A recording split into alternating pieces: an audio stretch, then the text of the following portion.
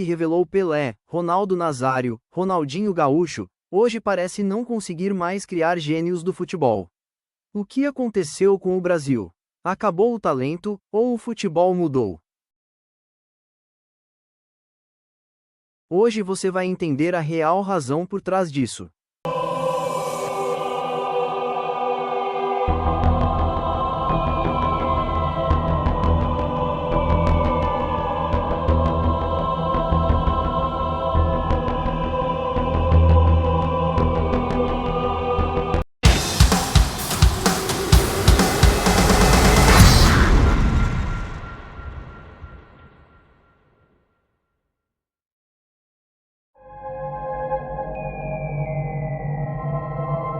O futebol moderno mudou bastante e hoje depende muito da força dos atletas, de planos de jogo bem desenhados e do trabalho em equipe. Os espaços no campo estão menores e o talento individual sozinho já não resolve as partidas como antigamente. O futebol moderno mudou bastante e agora exige o preparo total dos atletas. As três grandes mudanças são o rigor físico, a organização tática e a ação coletiva. O futebol europeu evoluiu mais rápido devido a grandes investimentos em ciência, tecnologia e organização tática. Esse crescimento envolveu a profissionalização extrema dos clubes e a globalização de seus métodos. O futebol europeu evoluiu de forma muito rápida por causa de três motivos principais: o uso de táticas de alta pressão, o avanço na preparação física com ciência e o alto investimento financeiro. Entender o sistema do jogo é tão vital quanto dominar o drible, pois saber ler o espaço, o tempo certo da ação e a dinâmica coletiva transforma a habilidade individual em eficiência real para a equipe. Entender o sistema tático e a lógica do jogo é essencial para o atleta porque saber o momento certo da ação coletiva, a leitura correta do espaço e a tomada de decisão valem mais do que apenas executar dribles isolados. O Brasil enfrenta desafios estruturais históricos que limitam seu salto de desenvolvimento econômico e social em comparação a outras nações: baixa produtividade, rigidez burocrática e desigualdade persistente.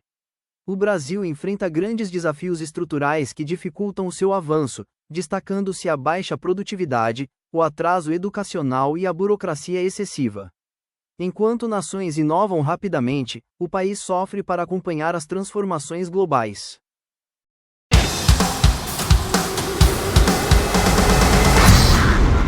Sim, a formação de atletas no Brasil ainda supervaloriza a genialidade e a habilidade individual, mas o cenário moderno exige um equilíbrio maior com a parte tática e o jogo coletivo.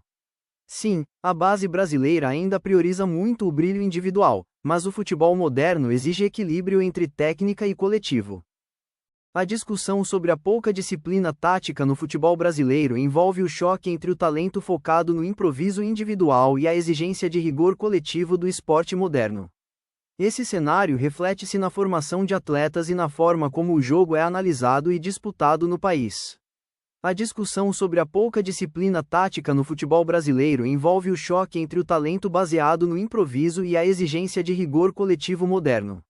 Esse cenário reflete-se na dificuldade de adaptação rápida de jovens atletas e na preferência histórica pelo talento individual em detrimento de sistemas rígidos.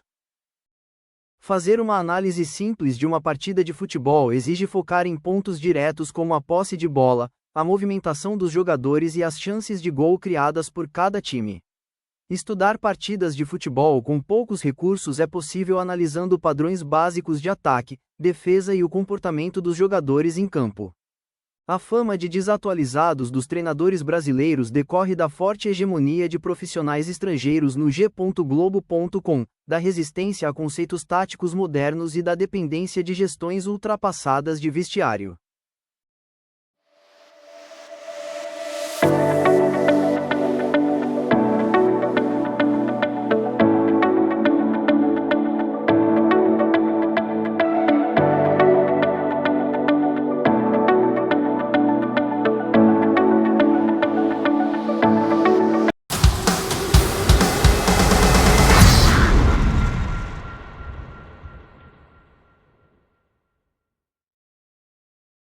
A saída precoce de jogadores brasileiros de 17 e 18 anos para o exterior virou a principal engrenagem financeira e esportiva do futebol nacional.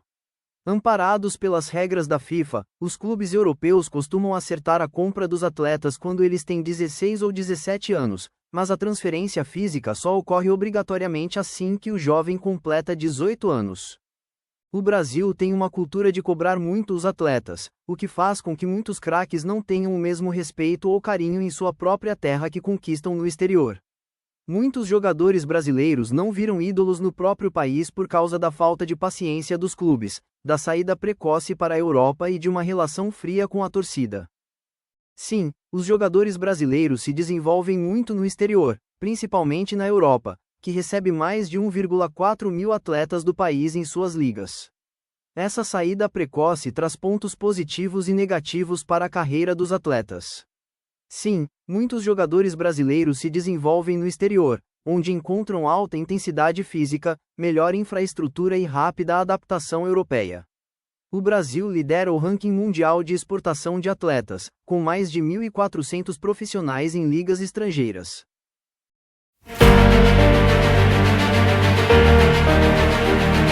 Sabe por que parece que o Brasil não produz mais tantos craques como antigamente? Talvez a resposta não esteja apenas no futebol, talvez esteja na infância. Os maiores gênios que o Brasil revelou nasceram onde quase ninguém queria nascer. Vieram das comunidades, dos bairros mais humildes, das ruas de terra, dos campinhos de barro cheios de buracos, onde a bola quicava para qualquer lado. Naquela época não existia gramado sintético, academia de última geração ou chuteira de R$1.000. Existia apenas um sonho. Romário cresceu jogando em campos improvisados. Ronaldo Fenômeno atravessava a cidade de trem para treinar em São Cristóvão. Ronaldinho Gaúcho já contou que, quando era criança, muitas vezes jogava descalço porque a família não tinha dinheiro para comprar uma chuteira.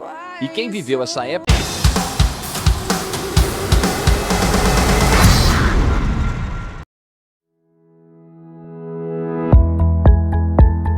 O improviso é a alma do futebol de rua, nascendo da necessidade de adaptar o jogo a espaços estreitos e regras informais. As traves de chinelo, a bola murcha e a divisão espontânea de equipes transformam o asfalto no berço da criatividade e da ginga brasileira. O futebol de rua é a principal fonte de criatividade, improvisação e habilidade técnica no esporte, moldando atletas por meio de espaços reduzidos, regras livres e traves improvisadas com chinelos. O futebol de rua representa a essência livre, autônoma e popular do esporte, destacando-se pela criatividade, amizade e falta de regras rígidas.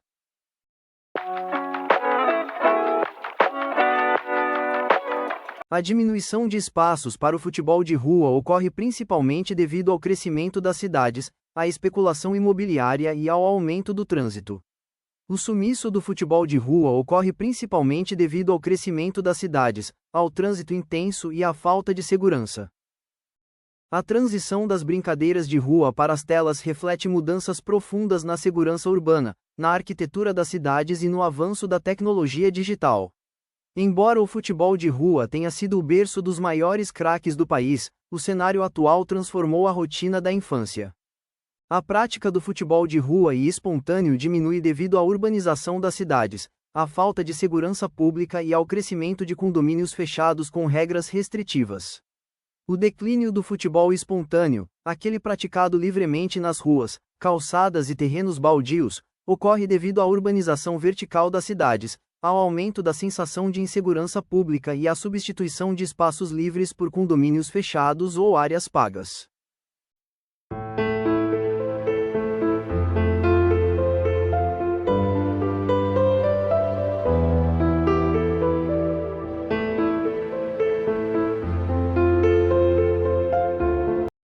O futebol brasileiro perdeu a ousadia devido à forte pressão por resultados imediatos, à industrialização do jogo e à rigidez tática dos treinadores modernos.